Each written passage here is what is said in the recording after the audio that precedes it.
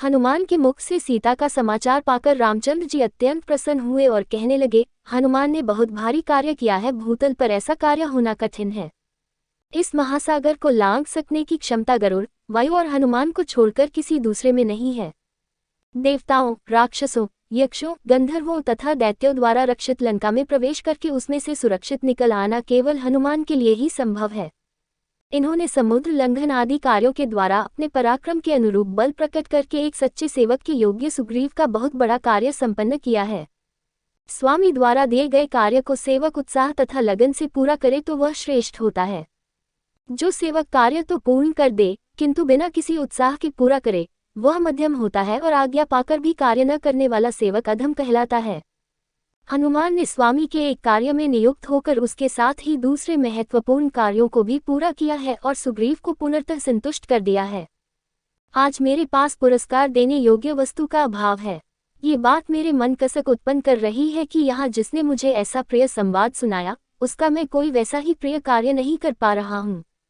अतः इस समय मैं इन महात्मा हनुमान को केवल अपना प्रगाढ़ आलिंगन प्रदान, अपना सर्वस्व इसे समर्पित करता हूँ।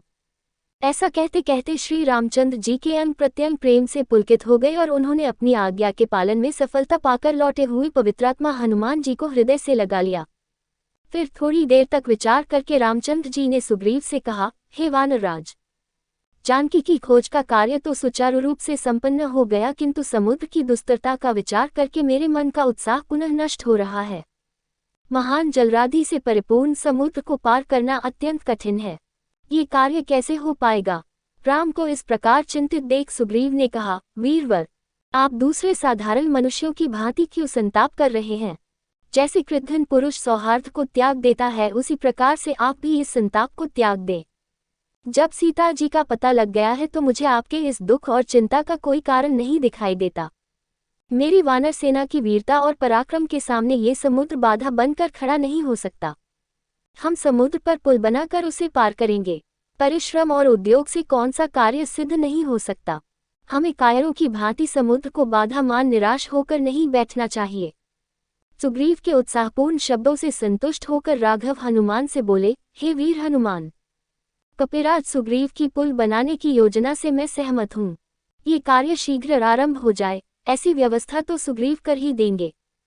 इस बीच तुम मुझे रावण की सेना, उसकी शक्ति, युद्ध कौशल, दुर्गों आदि के विषय में विस्तृत जानकारी दो।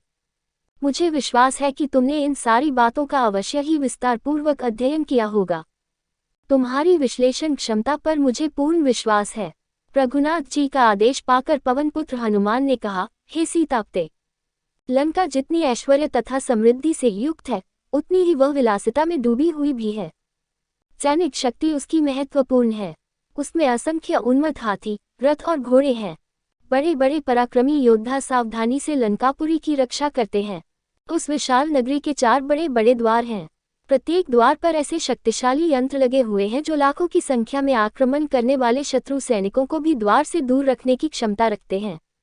इसके अतिरिक्त प्रत्येक द्वार पर अनेक बड़ी बड़ी शतघनी तोप रखी हुई है जो विशाल गोले छोड़कर अपनी अग्नि से समुद्र जैसी विशाल सेना को नष्ट करने की सामर्थ्य रखती है।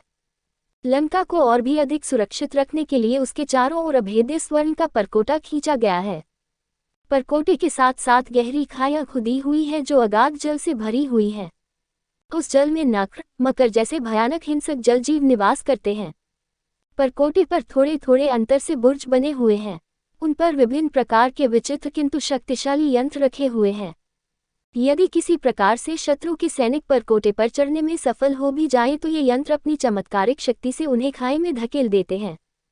लंका के पूर्वी द्वार पर 10 सहस्त्र पराक्रमी योद्धा शूल तथा खड्ग लिए सतर्कतापूर्वक पहरा देते हैं। दक्षिण द्वार पर 1 लाख योद्धा अस्त्र शस्त्रों से सुसज्जित होकर सदैव सावधानी की मुद्रा में खड़े रहते हैं। उत्तर और पश्चिम के द्वारों पर भी सुरक्षा की ऐसी ही व्यवस्था है। इतना सब कुछ होते हुए भी आपकी कृपा से मैंने उनकी शक्ति काफी क्षीण कर दी है, क्योंकि जब रावण ने मेरी पूंछ में कपड़ा लपेटकर आग लगवा दी थी तो मैंने उसी जलती हुई पूंछ से लंका के दुर्गों को या तो समूल नष्ट कर दिया या उन्हें अपार क्षति पहुंचाई है।